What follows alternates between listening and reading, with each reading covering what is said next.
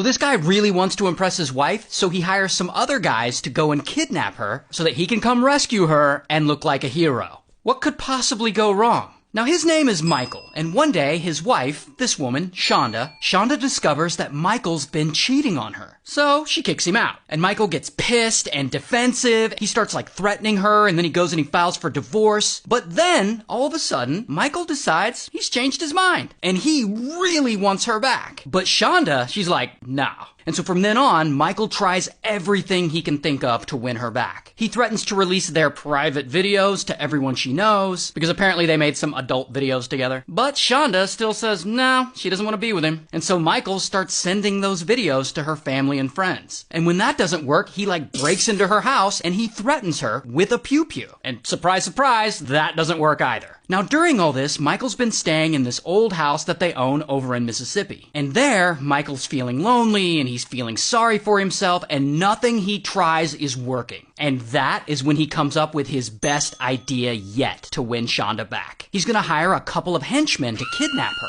Once she's kidnapped, Michael plans to swoop in and fake rescue her and save the day. And then if all goes well, she'll fall back in love with him. I mean, it's the perfect plan. There's no way this could fail. So he goes and he hires a couple of henchmen to play the kidnappers, and he buys some handcuffs and he rents a van, and then weeks later, Shanda's at home, and her doorbell rings, and then she goes to the door, and it's the two henchmen, and they're wearing delivery uniforms, and they're like, special delivery, or whatever, and before she can react, they pull out pew-pews, and they say, get on the ground! And then they handcuff her and they force her inside the van, and then they speed away. And as they're driving, one of the henchmen holds a pew-pew to her head, and he rips off her clothes and he forces pills into her mouth. And she is so scared, she's about to pass out. Meanwhile, a cop just happens to be driving behind them. This cop, Chad. Now Chad just got off work, he's on his way home, and he ends up behind the van. The henchman driving the van sees Chad, and then he gets up on the shoulder to get away from him. And Chad's like, that's suspicious, and he pulls the van over. But the van doesn't pull over.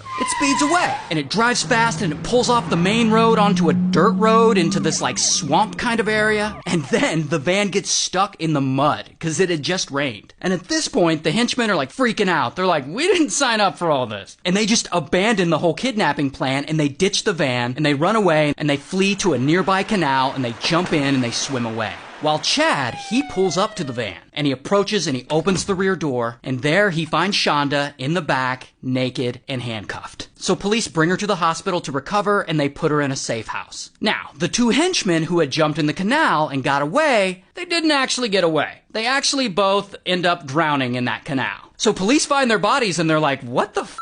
And they start investigating all this. And the first thing they find is the kidnapping van was rented in Michael's name. So this is already not looking good for him. So then Michael, he has to come up with another flawless plan. He's gonna fake some pictures and make it look like he can't possibly be involved in this kidnapping because he got kidnapped too. So he ties himself up, and I guess he beats himself up, and he sets up a camera and takes a photo of himself, and he texts that photo to Schanda as if he's one of the henchmen. And he's like, we just kidnapped your husband, and he pretends to demand ransom money. Here's the thing though. Police know the text couldn't have come from the henchman because the henchman had just drowned a few days before. I guess Michael hadn't gotten the news yet. So police know he's staging his own kidnapping, and they go out looking for him. And there's a whole manhunt, and it lasts around 4 days, and then finally they find him hiding out in a seedy motel. And they already have all this evidence against him, but here's what really screwed him. In that old Mississippi house he was staying in, he bought some of those little cameras to place inside for security reasons. But what he didn't know is that these cameras are the kind that automatically start recording once they hear noise. So anytime he was in the house talking, these cameras would come on and record him. So police end up with hundreds of hours of footage, and tons of it was him laying out his whole kidnapping plan. So anyway, police arrest him, here's his mugshot, he goes to trial, he's found guilty, he gets 35 years in prison. And most of this happened in Louisiana, so shout out to Louisiana.